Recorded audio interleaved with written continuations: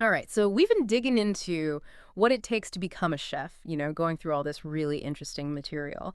And I think today's deep dive is all about really kind of pulling out those crucial steps, those insights. Hmm. Whether someone listening is dreaming of, Michelin stars or just really wants to wow their friends at a dinner party, Yeah, we want to break down the essential elements here. absolutely. I think we're going to sift through all these different sources, try to figure out what really matters, and paint a clear picture for everyone. Okay, so first things first.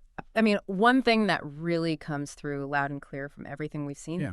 is you have to have that passion for food. Oh, yeah. It's not just, liking to eat. Right. It goes way beyond that. Absolutely. It's that experimenting, always trying new things, and just that thrill of creating something delicious. Yeah. If you get those aha moments in the kitchen, Yeah. Yeah, for sure. that seems to be the core of it. I think what's interesting is how it goes even beyond just the initial interest. It's that resilience that gets people through those crazy hours. Right. That drive to keep learning and, improving their skills, Right. even when things get tough. But you can't just like, saute an onion with sheer willpower. Exactly. Yeah.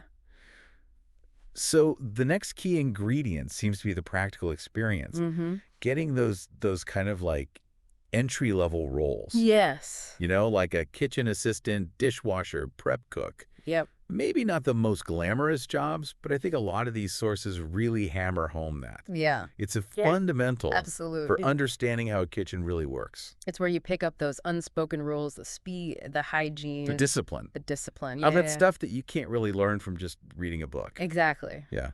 You're really learning the language of the kitchen. So what about culinary school? I mean, the stuff Yeah. that you dug up makes it seem like it's maybe a potential accelerator. A diploma or a degree could help you learn techniques faster, food safety, even kitchen management. For sure. But there are a lot of amazing chefs who made it without ever stepping foot in a culinary school. Exactly. Seems like there are two different schools of thought here, no pun intended. Yeah. I think it really depends on your personal learning style, Right. what resources you have, your goals, that sort of thing.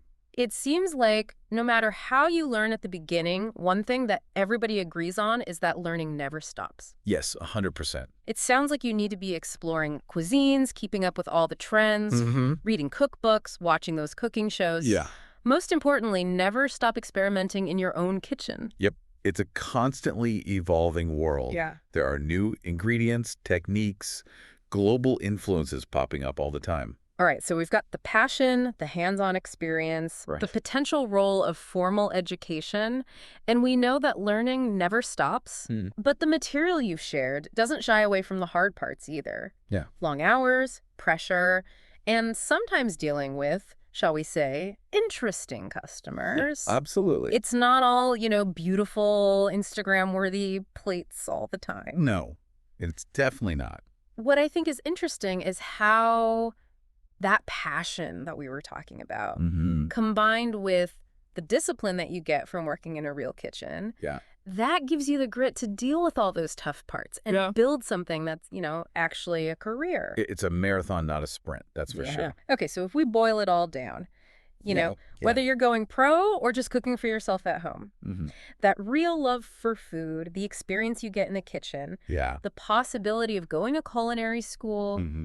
being open to always learning and growing, Absolutely. and accepting that it's going to be hard work. Yes. Those seem to be the real key ingredients. It all comes together to create a foundation. So I guess, thinking about all of that initial spark, the value of getting your hands dirty, Mm-hmm. the potential for education, always growing, and the hard work, Yeah. what really resonates with you?